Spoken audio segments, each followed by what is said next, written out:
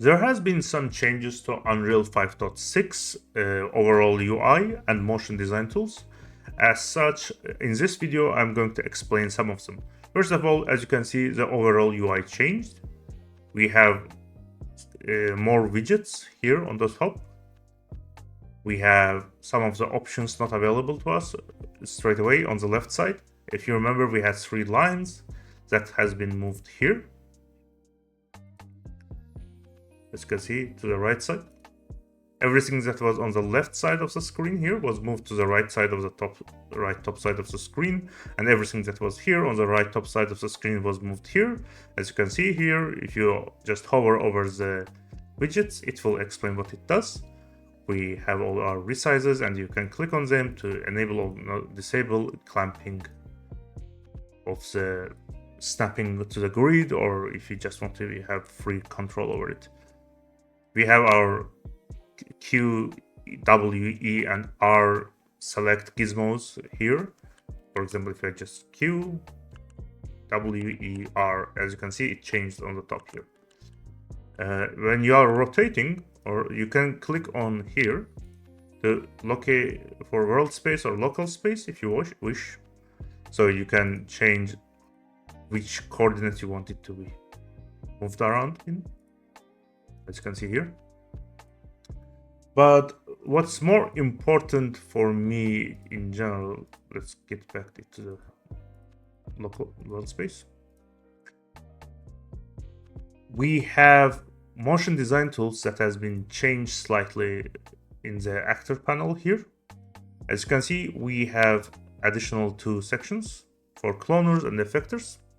3D shapes are pretty much the same. Actors are slightly different, but mostly same. We don't have cloner here anymore. And we have cloner.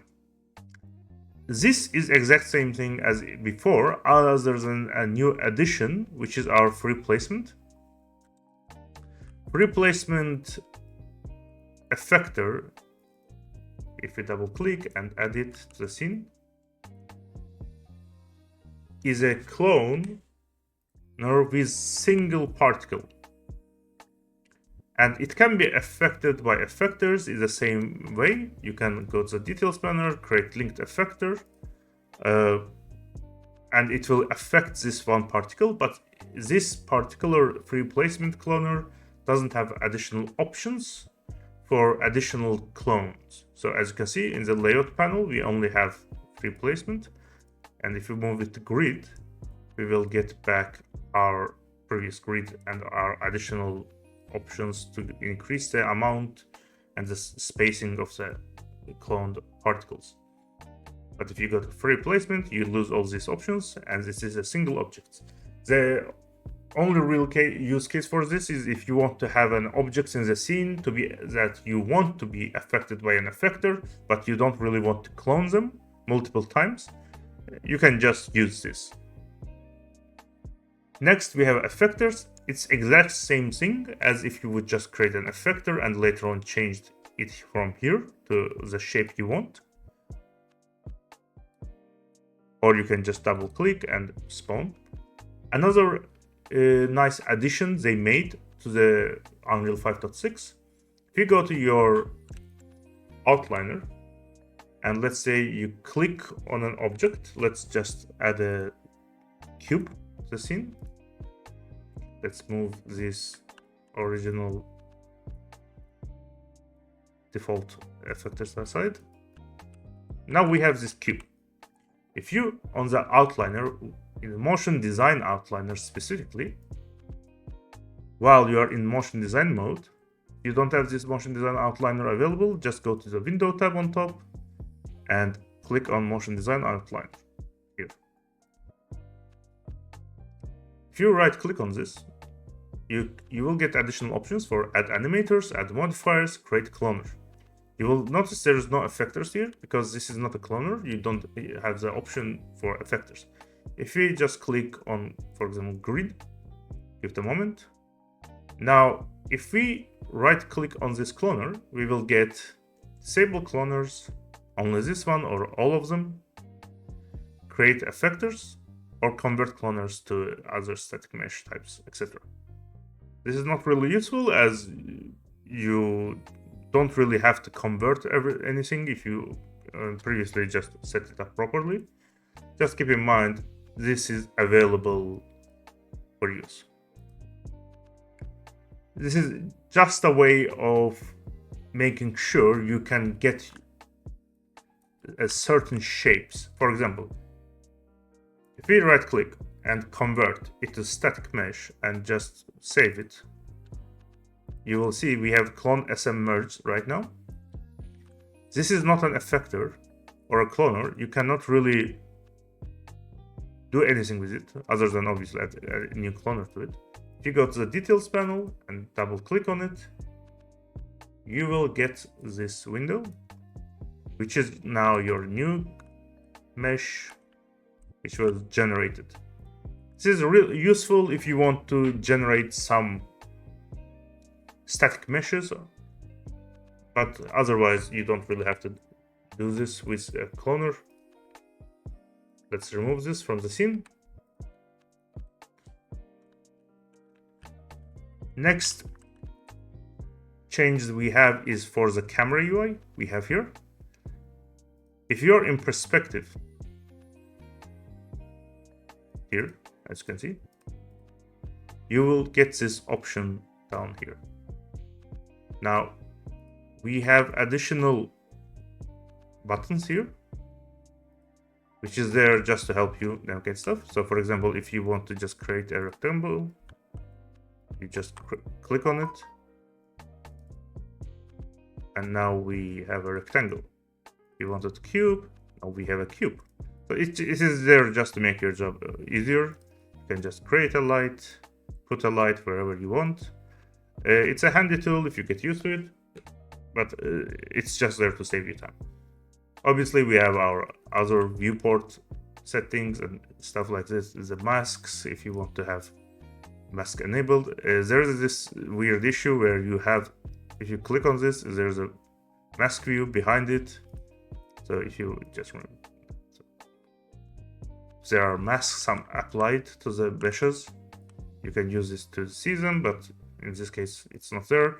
I do think they should just move it somewhere else or give us the option to move this around. Hopefully they will add it in the future patches. If you don't want these green lines or this tooltip or whatever, you can just disable them all together. If you want to move out of this view, instead of motion design viewport, you can just go to the default viewport or the cinematic viewport. I usually stay in motion design viewport just because it makes this easier. Next thing they changed, we have some additional functionality added to some of the stuff we had previously already, just small modifications. One of them is a text actor. We had text actor already in 5.5.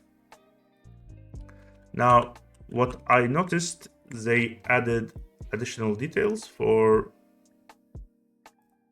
per character modification. For example, currently we have 4 characters. As you can see, here, total 4, and currently we are looking at 0. And if we rotate, we are able to rotate our T or move its scale, or if you want to do whatever you want with it. This will apply to the first letter in the whole thing. If you change the number of letters, let's say text ing, for example, now suddenly our total is 7. And if we want to modify, let's say, our T here, we need to put in the 3. And if I change the scale of it, you will see it's changing as well. Obviously, I can also kernel. I can rotate it, move it around. So you can modify the way your texts are scaled, rotated, like distance from each other, etc. And if you move it to 4, all these options will reset. These options are still there, but now you are looking at 4. In this case, because it starts with a 0, 0 being the first T, this I is actually 4. the number. Essentially, if you are looking to modify 5th character in the text, you need to type in 4, just -1. And as you can see, the max I can go for is 6, despite there being a total of 7 letters, because the way it's indexed, the T is 0, E is 1, despite being the 2nd character, and it goes all the way down. So 6 is right now is G, as you can see here. Now, if you want to restore the letters to what it was before, as you can see, if you just reset, it doesn't really change anything, because there are each individual parameters. You would have to go to the modified text you had and reset it there. They have additional small modifications like this all over the Unreal Engine 5.6. I do recommend checking them out. And that's it for this specific video.